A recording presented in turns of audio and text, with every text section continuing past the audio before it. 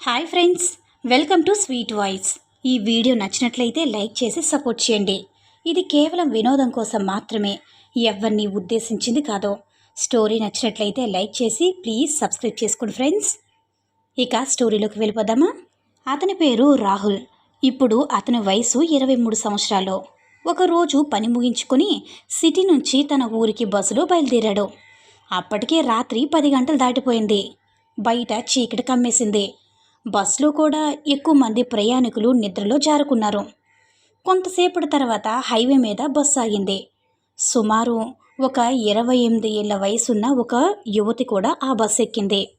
బస్సులో ఖాళీ సీట్లు లేకపోవడంతో ఆమె అతని పక్కనే వచ్చి తన బ్యాగ్ పైన పెడుతుంది. బస్సు మళ్ళీ ప్రయాణం ప్రారంభించింది.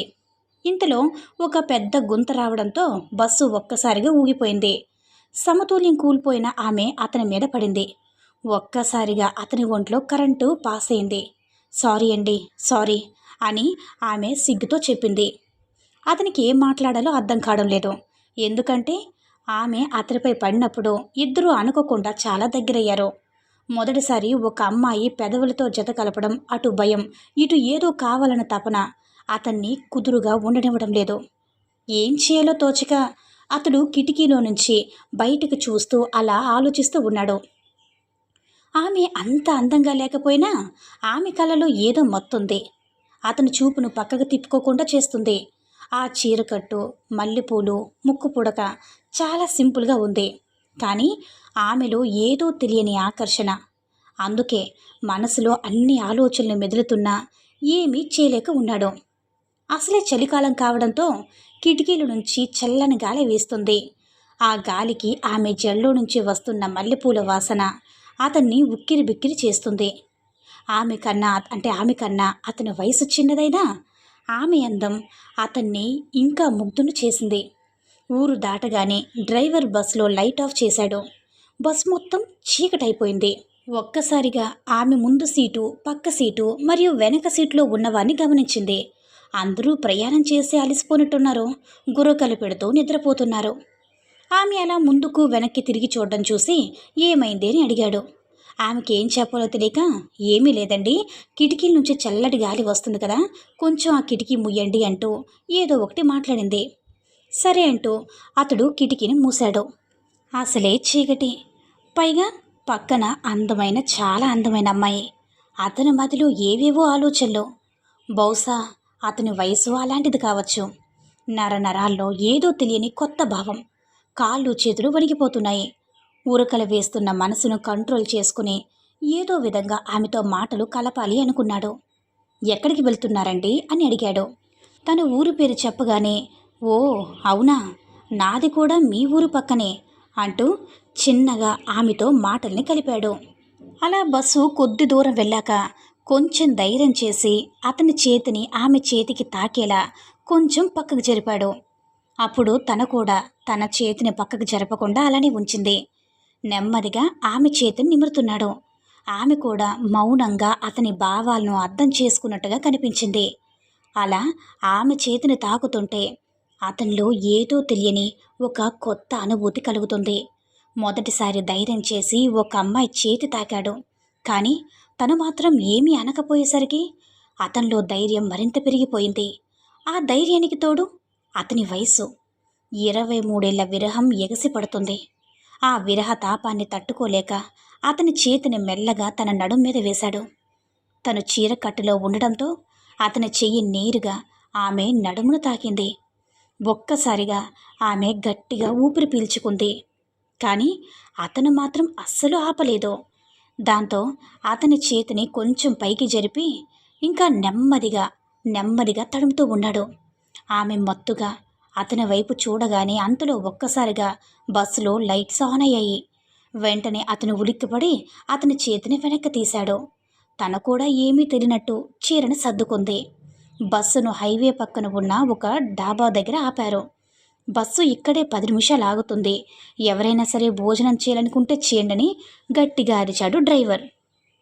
అయితే ఆకలిగా ఉన్న చాలామంది బస్సు దిగి భోజనం చేయడానికి వెళ్ళారు. వాళ్ళిద్దరూ మాత్రం అలానే కూర్చున్నారు. ఆమె మాత్రం అతని వైపు కూడా చూడటం లేదు. ఇంతవరకు అసలు వాళ్ళిద్దరిలో ఏమీ జరగనట్టుగానే కూర్చుంది. అతను కూడా నోటు నుంచి మాటలు రావడం లేదు. అంతవరకు వాళ్ళ ఇద్దరి మధ్య జరిగిన చిలిపి సరసం అనేది కాస్త మౌనంగా మారింది. అంతలోనే ఆమెకు ఎవరిదో ఫోన్ కాల్ రావడంతో తను ఫోన్లో మాట్లాడుతూ కూర్చుంది. అతడు మాత్రం కొన్ని నిమిషాలు ముందు జరిగిన చిలిపి క్షణాలను గుర్తు చేసుకుంటూ ఏదో లోకల్లో ఉన్నాడు. అంతలోనే ఒక్కొక్కరుగా జనాలందరూ వచ్చి తమ సీట్లలో తమ కూర్చున్నారు. బస్ కదిలి కొంచెం దూరం వెళ్ళగానే డ్రైవర్ లైట్ ఆఫ్ చేశాడు. అదే సమయంలో ఆమె కూడా ఫోన్ కట్ చేసి చాలా మౌనంగా కూర్చుంది. మళ్ళీ మళ్ళీ అతనిలో కోరిక హద్దు దాటడానికి మాటు వేస్తుంది. కానీ ఈసారి హద్దులు దాటకుండా ఉండడానికి చాలా గట్టిగానే ప్రయత్నించాడు. కానీ అతని వల్ల కావడం లేదు. హద్దులు దాటిన అతని విరహపు వాంఛలకు ఆమె కూడా అడ్డు చెప్పలేకపోవడంతో అతనిలో ధైర్యం మరింత కోరికలు రెట్టింపవుతున్నాయి. అంతలోనే ఆమె అతని చేతిని పట్టుకొని నెమ్మదిగా నిమురుతుంది. అంతే, ఒక్కసారిగా అతని దేహమంతా కూడా వేడెక్కిపోయింది. ఈసారి తనే అతని చేతిని పట్టుకొని అతనిలో ఉన్న కాస్త భయాన్ని కూడా దూరం చేసింది. ఇక అతడు ఏమాత్రం కూడా ఆలస్యం చేయకుండా అతని చేతిని తన నడుం మీద వేసి నెమ్మదిగా నిమురుతున్నాడు. ఆమె మత్తుగా అతని వైపు చూస్తూ అతన్ని మరింతగా రెచ్చగొడుతుంది. ఇక అలా నెమ్మదిగా అతని చేతితో అతి సున్నితంగా మర్దన చేస్తున్నాడు. ఆమె కూడా అతనికి సహాయపడుతూ తన చీర కొంగును అడ్డుగా ఉంచింది. ఊహించిన ఆ ప్రయాణం అతనికి మధురానుభూతిని కలిగిస్తుంది. ఆ చీకటి క్షణమే అతని జీవితంలో మర్చిపోలేని అనుభూతిని అందిస్తుంది. నరకం, స్వర్గం, పాపం, పుణ్యం, కష్టం, నష్టం, చావు, బ్రతుకు, జననం, మరణం, దయ, దైవం ఇవన్నీ కూడా సృష్టి తాలూకు ఇముడి ఉన్నటువంటి అద్భుతాలు.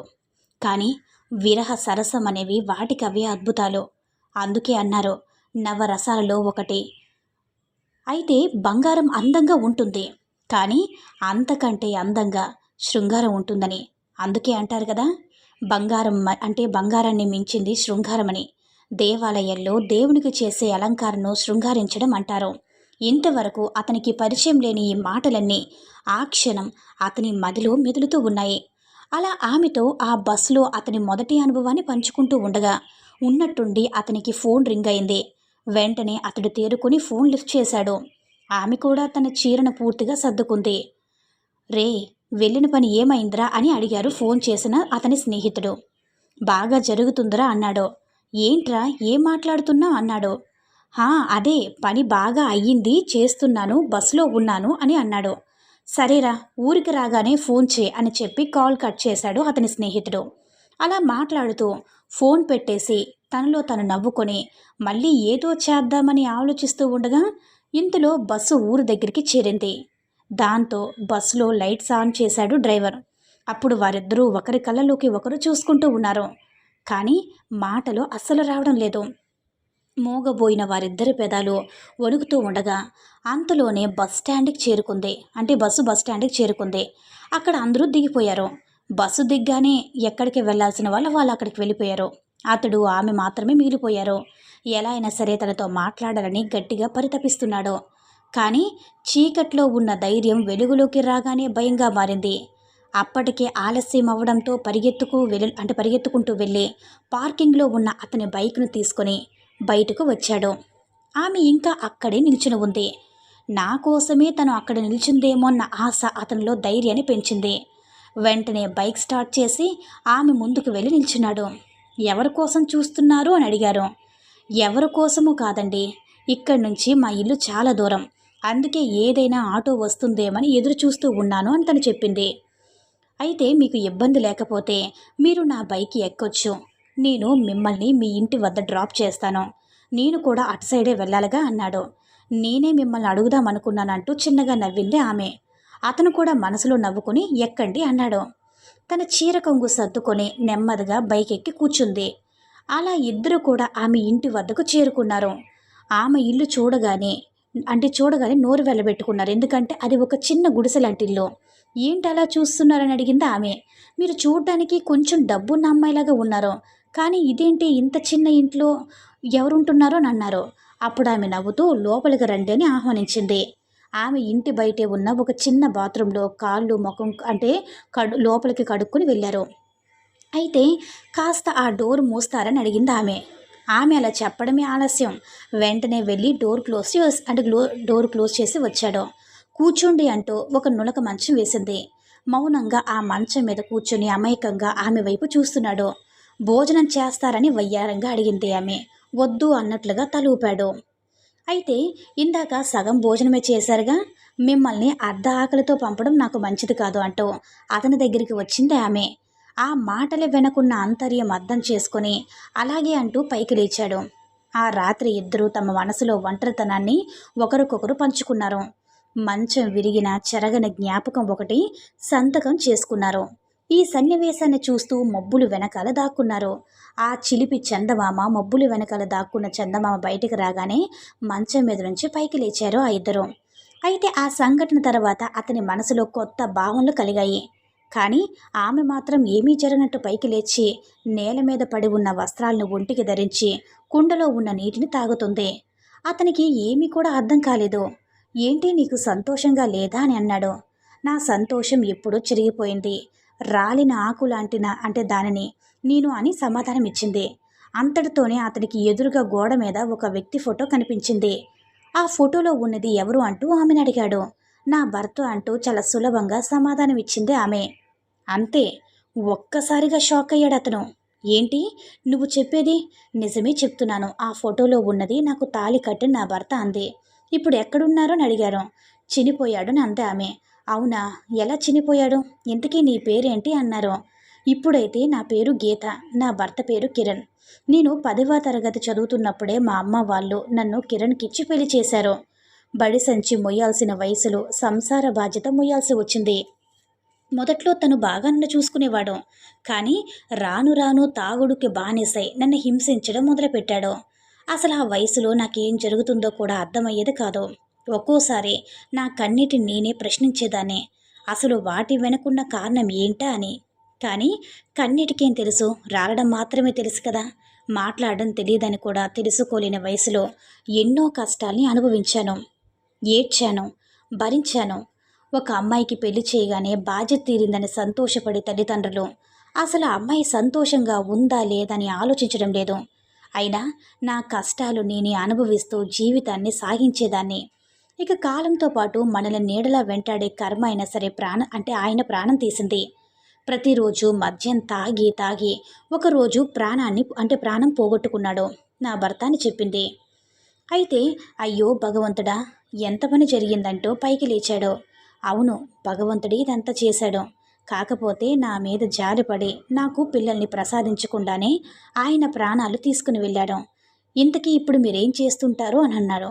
ఇప్పుడు నీతో గడిపిన సమయం ఉంది చూడు, ఆ సమయాన్ని డబ్బులకు అమ్ముకుంటాను అంది ఆమె. అర్థం కావడం లేదు అంటూ ఆశ్చర్యంగా ఆమె వైపు చూసి, ఇప్పుడైతే నీ పేరు గీత ఏంటి అన్నాడు. అవును, నేను చేసే పనికి నన్ను ఒక్కొక్కరు ఒక్కొక్కలా పిలుస్తారు. అందరూ నేను చేసేది పడక వృత్తి అంటే మరికొందరు వ్యభిచారం అంటారు, మరికొందరు నన్ను పద్ధతిగా వేశ్య అని పిలుస్తారు, మరికొందరు ఊతు మాట్లాడతారు. ఇప్పుడు నువ్వు ఏమంటావో చెప్పందే ఆమె. ఏంటండి, మీరు మీ భర్త చనిపోతే మాత్రం ఇలాంటి పని చేస్తారా? కష్టపడి ఏదైనా సరే పని చేయొచ్చు కదా అన్నారు. నా మొగుడు చనిపోగానే నా అత్తమామల కోసం నేను ఏదైనా పని చేద్దామనుకుని పట్నం మొత్తం పని కోసం తిరిగాను. ఒక చిన్న ఫ్యాక్టరీలో కూలి పని దొరికింది. కానీ మనం బ్రతుకుతున్నది స్వతంత్ర భారతదేశంలో. ఇక్కడ అందరికీ స్వతంత్రం ఉంది, ఎవరు ఏదైనా చెయ్యొచ్చు. అందుకే కూలి పనులకు వెళ్ళిన నన్ను అక్కడున్న కొంతమంది మగవాళ్ళు కూలి పని చేసుకునే అమ్మాయిలా కాకుండా భర్త చనిపోయిన ఆడదానిలా చూశారు.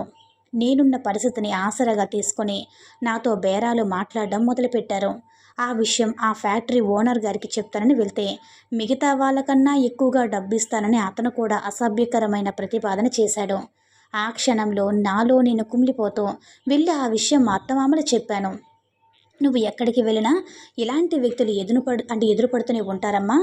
అన్నింటికీ కూడా మనమే సర్దుకుపోవాలంటూ మాట చాచారే తప్ప నా బాధకు సమాధానం చెప్పలేకపోయారు. కొన్ని రోజులు అలా నాలో నేను కుమిలిపోతూ కన్నీటిని మింగుతూ కాలం గడిపాను. సరిగ్గా అదే సమయంలో నా అత్తమామలు కూడా నన్ను ఒంటరి చేసి వెళ్ళిపోయారు. అలా కొన్ని చోట్ల ఒంటరితనాన్ని జీవితం గడిపిన తర్వాత నాకు ఒక విషయం అర్థమైంది. ఏదైనా సరే మా అత్తామామలు చెప్పింది నిజమే. వెనక ఎటువంటి ఆధారం లేని ఒక అమ్మాయి ఎక్కడికి వెళ్ళినా సరే ఆ అమ్మాయిని చులకనగా చూస్తూ ఆమెతో బేరాలు మాట్లాడతారు కొందరు మగ మహానుభావులు. ఎన్నో అవమానాలు, ఎన్నో నిరాశలు ఎదురయ్యాయి నాకు తోడుగా ఉండాల్సిన వాళ్ళు కూడా దూరమయ్యారు. చివరికి బ్రతకడానికి ఒక మార్గాన్ని ఎంచుకోవాల్సి వచ్చింది. ఆ నిర్ణయం నాకు ఇష్టం లేకపోయినా పరిస్థితులు నన్ను అక్కడికి తీసుకువెళ్ళాయి.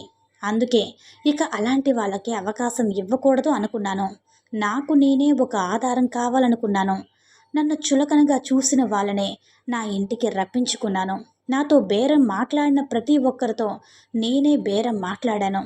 పరిస్థితుల వల్ల నా జీవితాన్ని ఆ వృత్తికి అంకితం చేయాల్సి వచ్చింది. సీత అనే నా పేరును గీతగా మార్చుకొని ఈ వృత్తిలో ఎంతో దూరం ఎదిగాను. కానీ 10వ తరగతిలో నాకు పెళ్లి చేసి నేను కష్టాల్లో ఉన్నప్పుడు నన్ను పట్టించుకొని నా తల్లిదండ్రులు నేను చేసే ఈ పనికి మాత్రం అడ్డొచ్చి నన్ను నానా మాటలు అన్నారు. నేను చేసే పని వల్ల తమకు మర్యాద పోతుందని తమ అంతలా బాధపడుతుంటే మరి వారు చేసిన పనికి నా జీవితమే పోయింది కదా. మరి దానికి నేనెంత బాధపడాలి? అందుకే నా వల్ల ఎవ్వరూ బాధపడకూడదని అందరికీ దూరంగా వచ్చి ఊరు మార్చేసి పేరు మార్చుకొని ఇక్కడ బ్రతుకుతూ ఉన్నాను. నేను చేసే పని తప్పు పనే కావచ్చు, కానీ తప్పడం లేదు. ఈ సృష్టిలో ఉన్న గాలి, నీరు, అగ్ని, భూమి, ఆకాశం ఇవన్నీ కూడా ప్రకృతి వనరులు. అలాగే ఈ వృత్తి అనేది కూడా ప్రకృతిలో ఒక భాగమే. నేడు మనం ఆ ప్రకృతి వనరులు సైతం డబ్బుతో కొంటున్నాము. అలాగే ఈ వృత్తిని కూడా డబ్బుతో కొనాల్సిన పరిస్థితి వచ్చింది. అందరూ గాలిని, నీటిని, నేలని ఎలా అమ్ముకుంటున్నారో నేను కూడా అలానే నా మానాన్ని, నా శరీరాన్ని అమ్ముకుంటున్నాను. ఇప్పుడు చెప్పండి, నేను చేసింది తప్పేనా అంది ఆమె. అతడు తల ఉంచుకున్నాడు. ఆమెను మొదట చూసినప్పుడు మనసులో ఏర్పరచుకున్న అభిప్రాయాలు ఒక్కొక్కటిగా చెదిరిపోయాయి. క్షమించండి అని మెల్లగా అన్నాడు. మిమ్మల్ని అర్థం చేసుకోకుండా నేను చాలా తప్పుగా ఆలోచించాను అంటే ఆమె చిన్నగా నవ్వి, పర్వాలేదండి, మనిషిని బయటకు చూసి తీర్పు చెప్పడం చాలామందికి అలవాటే. కానీ ప్రతి చిరునవ్వు వెనుక ఒక కన్నీటి కథ ఉంటుంది. అది తెలుసుకునే ప్రయత్నం చేసే వాళ్ళు కూడా చాలా తక్కువ. ఆ మాటలు అర్జున్ హృదయానికి బలంగా తాకాయి. సరే, ఇప్పటికి ఆలస్యమైంది సీత, నేను వెళ్ళొస్తానని చెప్తూ వెనక్కి 2 అడుగులు వేశాడు. మళ్ళీ వస్తావా అని అడిగిందామె. తెలీదు అన్నాడు. ఇంతకీ నీ పేరు చెప్పనే లేదనంతే.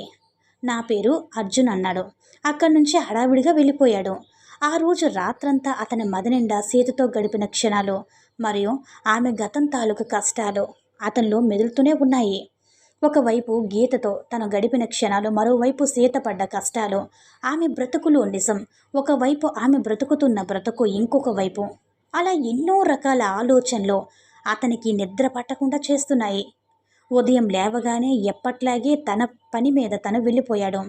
కానీ మనిషి పనిలో ఉన్న మనసు మాత్రం సీతతోనే ఉంది. తనని ఎంత మర్చిపోదామని ప్రయత్నించినా అస్సలు వీలు కావడం లేదు. 2 నెలల తర్వాత అతను ఆలోచించాడు. బాగా ఆలోచించాడు. మరి లోతుగా ఆలోచించాడు. ఇక ఆలస్యం అస్సలు చేయలేదు. అయితే మనసు ఎటువైపు దారి చూపితే అటువైపే అతను నడక సాగింది.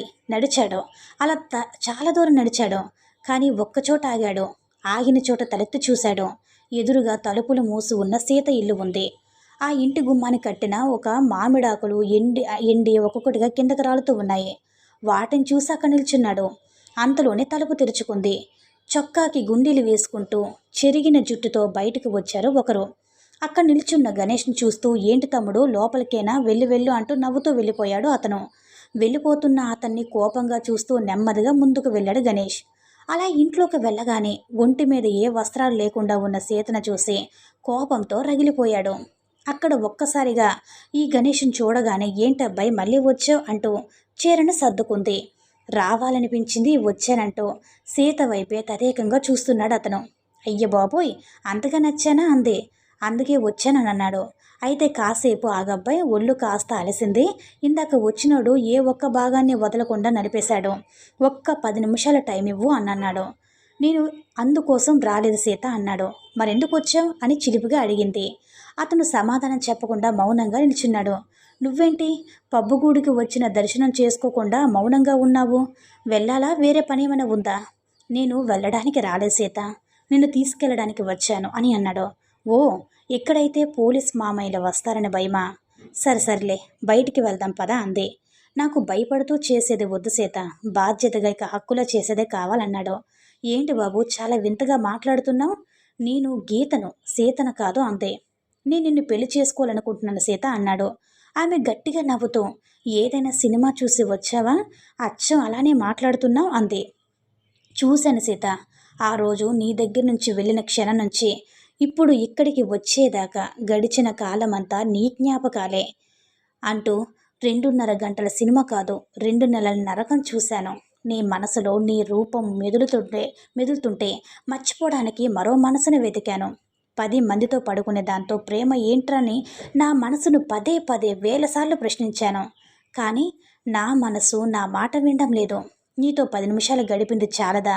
నీ పక్కన గడిపినందుకు నీకు అదే ఆలోచన వస్తుందా అని అడిగింది ఆమె. లేదు సీత, నా పక్కన గడిపే హక్కు నా భార్యకి తప్ప మరెవ్వరికీ లేదు. అందుకే నిన్ను నా భార్యని చేసుకోవాలి అనుకుంటున్నాను అన్నాడు. చూడబ్బాయి, ఇలాంటి మాటలు, ఇలాంటి సంఘటనలు తెర మీద చూసే సినిమాల్లోనే బాగుంటాయి. కానీ నిజ జీవితంలో నీ యొక్క సంఘర్షణలకు పనికిరావు అని అంది ఆమె. నావి పనికిరాని మాటలు కాదు, మనసులో మాటలు. ఒక్కసారి నీ మనసును అడిగి చూడు, అదే నిజం చెప్తుంది అని అన్నాడు. అయితే నా మీద నీకు ఎటువంటి భావన లేకపోతే ఆ రోజు బస్సులో నాకు అడ్డు చెప్పకుండా ఉండేదానివి. నన్ను నీ ఇంటి వరకు తీసుకువెళ్ళి నీ పక్కలో స్థానమిచ్చి నీ గతాన్ని నాతో పంచుకునే దానివి కాదు అన్నాడు. నువ్వు చెప్పింది అక్షరాల నిజం అబ్బాయి. కానీ ఆ రోజు బస్సులో నిన్ను మొదటిసారి చూడగానే నీ కళ్ళలో ఒక అంతు చిక్కని ఆశ్చర్యాన్ని చూశాను. నీ పక్కనే కూర్చోవాలన్న తపన నాలో కలిగింది. నీ పక్కన నిన్ను కూర్చోగానే అక్కడ నీ భయంతో నీ నమ్మకాన్ని చూశాను.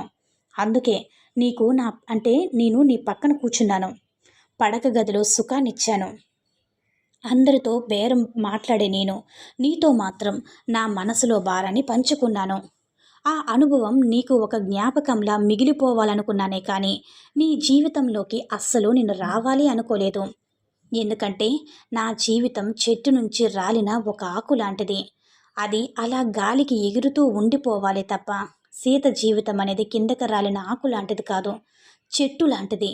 ఎన్ని ఆకులు రాలినా, ఎన్ని పూలు ఎండినా అది తిరిగి చిగురుస్తూనే ఉంటుంది. మన జీవితం కూడా అలాంటిదే. ఎన్ని కష్టాలు వచ్చినా, ఎన్ని నష్టాలు వచ్చినా కొత్త ఆశలతో మన జీవితానికి మనమే ఊపిరి పొయ్యాలి అన్నాడు.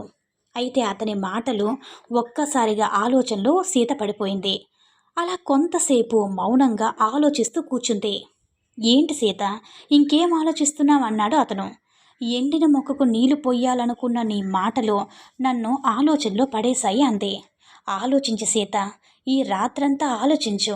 నేనిప్పుడు వెళ్ళి రేపు ఉదయం వస్తాను, అప్పటి వరకు ఆలోచించు అంటూ అక్కడి నుంచి బయలుదేరాడు. ఒక్కసారి అతన్ని వెనక్కి పిలిచి అతని నుదుటి మీద ముద్దు పెట్టి, నీలాంటి మనుషులు చాలా అరుదుగా ఉంటారబ్బాయి, తప్పకుండా ఆలోచిస్తానని చెప్పింది. అలా అక్కడి నుంచి బయలుదేరి ఇంటికి చేరుకున్నాడు అతను. ప్రతిరోజు ఒళ్ళంతా అలసిపోయి త్వరగా నిద్రపోయిన గీత ఆ రాత్రి మాత్రం అస్సలు నిద్రపోలేదు. అతను మాట్లాడిన మాటలు గుర్తు చేసుకుంటూ రాత్రంతా జాగారం చేసింది. మరుసటి రోజు సూర్యోదయం అవ్వగానే తలస్నానం చేసి నేరుగా సీత ఇంటికి చేరుకున్నాడు అతను. రాత్రంతా ఆలోచనతో గడిపి ఇంకా అప్పుడప్పుడే నిద్రలోకి జారుకున్న సీతను చూసి సీత, సీత అంటూ ఆమెను తట్టి లేపాడు అతను. కళ్ళు నలుపుకుంటూ లేచి, నువ్వేంటబ్బాయి ఇంత పొద్దున్నే వచ్చావంటూ ఆవలిస్తూ పైకి లేచింది. సూర్యుడు వచ్చి చాలాసేపు అయింది, అందుకే నేనొచ్చాను. నువ్వు త్వరగా వెళ్ళి స్నానం చేసిరా అన్నాడు. సరే, కాసేపు ఆగు వస్తానంటూ పైకి లేచింది. స్నానానికి వెళుతున్న ఆమె కొంగును పట్టుకుని వెనక్కి లాగాడు. వదులురా అబ్బాయి, అటు చూడు, ఫోటోల నుంచి నా మొగుడు చూస్తున్నాడు అంటూ తన భర్త ఫోటో వైపు చూపించి స్నానానికి వెళ్ళింది. ఆమె వచ్చే వరకు ఆ ఫోటో వైపే చూస్తూ మౌనంగా కూర్చున్నాడు. అంతలోనే సీత స్నానం చేసి ముస్తాబై వచ్చింది. అతన్ని చూసి ఏంటబ్బాయి ఆ ఫోటో వైపు అలా చూస్తూ ఉన్నామని అడిగింది. అయితే ఆ మాటతో తేరుకొని రాత్రంతా ఏం ఆలోచించావన్నాడు. నువ్వు చెప్పిందే ఆలోచించాను. మరి నన్ను పెళ్లి చేసుకుంటావా అంటే చేసుకుంటాను, కానీ ఏంటో చెప్పు. పెళ్లి చేసుకున్నాక ఇప్పుడు నేను చేస్తున్న పని మాత్రం ఆపలేను. ఏంటి నువ్వు మాట్లాడేది? ఇన్ని రోజులు నీకు ఎవరూ తోడు లేక, నీకు సంపాదించి పెట్టే వ్యక్తి లేక నువ్వు ఈ వృత్తిలో దిగావు. కానీ నన్ను పెళ్లి చేసుకున్నాక నేను నీతో ఉంటాను కదా, మళ్ళీ ఈ పని చేయడం ఎందుకు? నేను సీతను పెళ్లి చేసుకోవాలనుకుంటున్నాను, గీతను పెళ్లి చేసుకోవట్లేదు అని అంటున్నాడు. నాకు కొన్ని బాధ్యతలు ఉన్నాయి, వాటి కోసం నాకు కొంచెం డబ్బు కావాలి. ఇప్పుడు ఆ బాధ్యత నీ మీద మోపలేను అంతే. బాధ్యతలు ఒంటరిగా బ్రతికే నీకు అన్ని బాధ్యతలేంటి? అసలు నువ్వేం మాట్లాడుతున్నావని అన్నాడు. నీకు చెప్పి వినిపించడం కన్నా చూపించి మాట్లాడడమే మంచిదంటూ అతని చేతిని పట్టుకొని బయటకు తీసుకువచ్చి బైక్ స్టార్ట్ చేయమంది. ఎక్కడికి తీసుకువెళ్తున్నావు? నన్ను అంటే పర్లేదులే, దగ్గరే, వచ్చేస్తామంటూ కొంచెం దూరం వెళ్ళాక అతన్ని ఒక ఇంట్లోకి తీసుకువెళ్ళింది. అక్కడ ఇద్దరు అమ్మాయిలు కుట్టు మిషన్ కుడుతూ కూర్చున్నారు. సీతను చూడగానే ఒక్కసారిగా అక్క అంటూ దగ్గరికి వచ్చారు. ఆ ఇద్దరు అమ్మాయిలు సీత మాత్రం గణేష్ వైపు చూస్తూ, నా బాధ్యత ఏంటో అని అడిగావు కదా, వీళ్ళే నా బాధ్యత. వీళ్ళు కూడా నాలాగే చిన్న వయసులో పెళ్ళిళ్ళు చేసుకొని రకరకాల కారణాలతో భర్తలను పోగొట్టుకొని వాళ్ళ కుటుంబాలకి దూరం అయ్యి సమాజంలో ఎన్నో కష్టాలను అవమానాలను భరించారు. ఆ దేవుడు మా మీద దయ తలిచి మమ్మల్ని ఒక్కచోటకి చేర్చాడు. అప్పటికే నేను పడక వృత్తిని జీవనాధారం చేసుకొని నా బ్రతుకును లాగిస్తూ ఉన్నాను. కానీ వీళ్ళ జీవితం నాలా కాకూడదని స్వయం ఉపాధితో వీళ్ళు పైకి ఎదగాలని వీళ్ళ కోసం నేను ఆ వృత్తిని కొనసాగిస్తూ వచ్చిన డబ్బుతో వీళ్ళకు కూడా ఇలా స్వయం ఉపాధిని కల్పిస్తున్నాను. ఇంట్లో ఉన్న చీకటిని తరిమేయాలంటే దీపం వెలిగించాలి. అలాగే సమాజంలో ఉన్న చీకటిని తరిమేయాలంటే ఒక అమ్మాయి సొంతంగా తన కాళ్ళ మీద బ్రతకాలి, ఎదగాలి కూడా.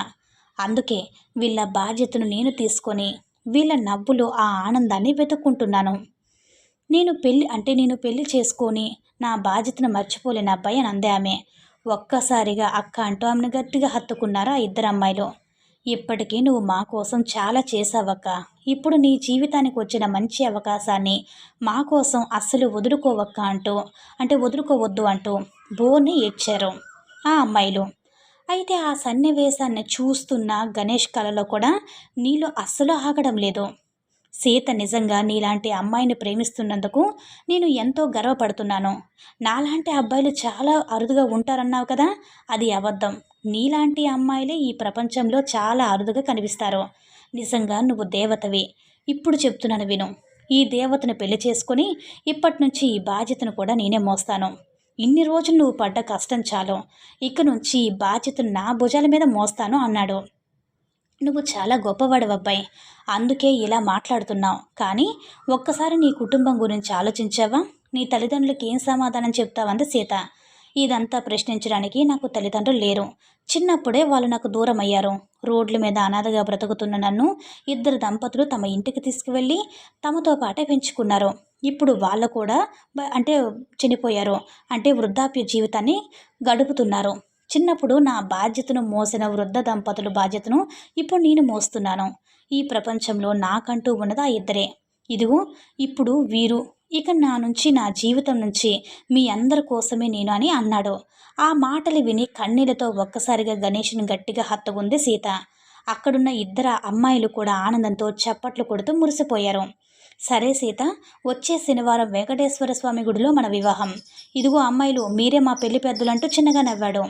అలాగే బావా అంటూ అందరూ భూమిని హత్తుకుని పట్టలేనంత ఆనందంతో మునిగిపోయారు. ఇంటికి వెళ్ళి సీతను పెళ్లి చేసుకోబోతున్నానన్న విషయం ఆ ఇద్దరు వృద్ధ దంపతులకు చెప్పాడు అతను. ఎంతో సంతోషకరమైన మాట చెప్పావు నాయనా, మాకు అసలే వయసు అయిపోయింది. మేమిద్దరం చనిపోతే నువ్వు ఎలా బ్రతుకుతావని బెంగ ఉండేది మాకు. కానీ ఇప్పుడు ఆ బెంగ కాస్త తీరిపోయింది. ఇక ఉన్నన్ని రోజులు ఆనందంగా గడుపుతామంటూ తెగ సంబరపడిపోయారు ఆ దంపతులు. అయితే అతను కూడా తన మిత్రులకు తెలిసిన వాళ్ళందరినీ కూడా పెళ్లి విషయం చెప్పి తెగ సంబరపడిపోతున్నాడు. అటువైపు సీత అయితే శనివారం కోసం 1000 కళ్ళతో ఎదురు చూస్తూ ఉంది. ఇంతలో శనివారం రానే వచ్చింది. ఇంట్లో అద్దం ముందు నిలుచుని 1కి 10 సార్లు తలదువ్వుకుంటూ పౌడర్ కొట్టుకుంటూ తెగ ముస్తాబైపోతున్నాడు ఆయన.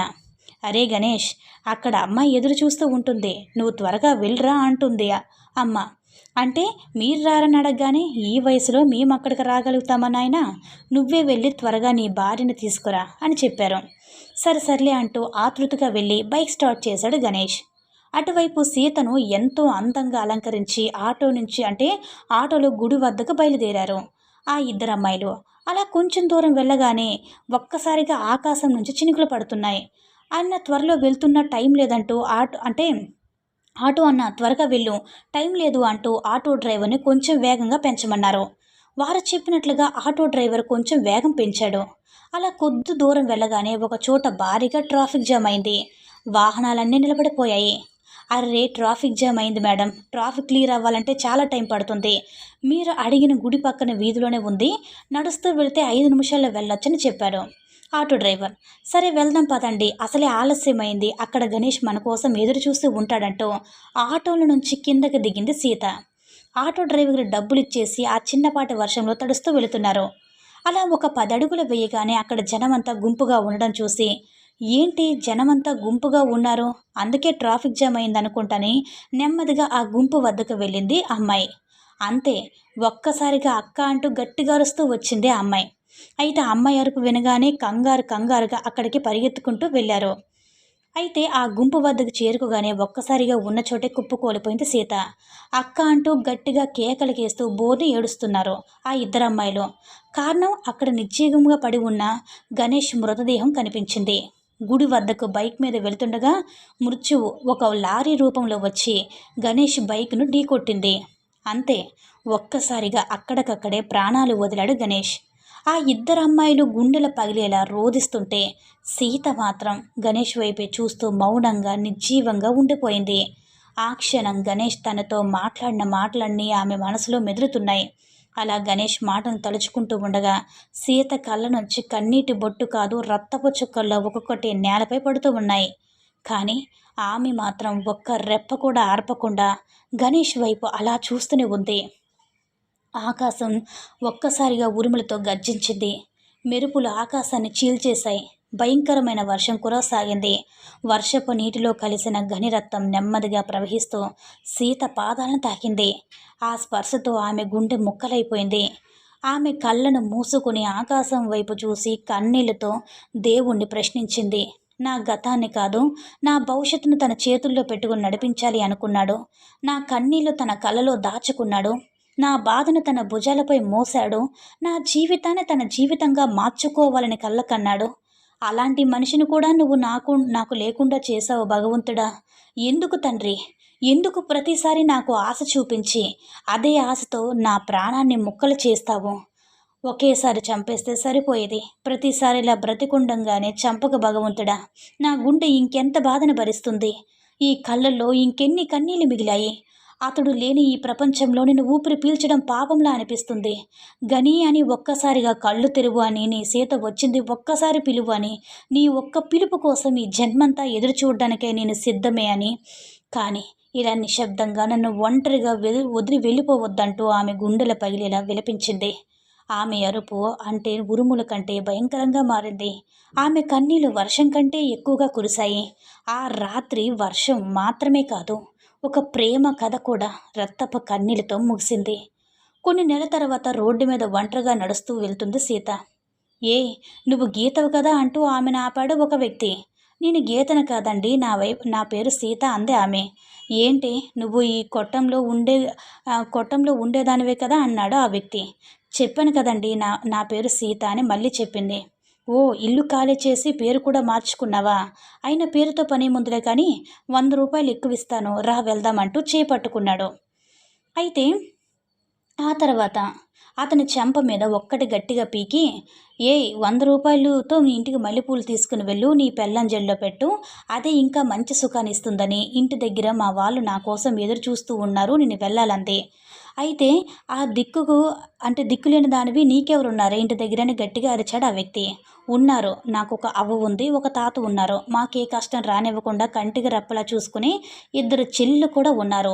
ఇంకోసారి నా వైపు కన్నెత్తి చూసినా చంపేస్తా అని వార్నింగ్ ఇచ్చి అక్కడి నుంచి ఇంటికి చేరుకుంది.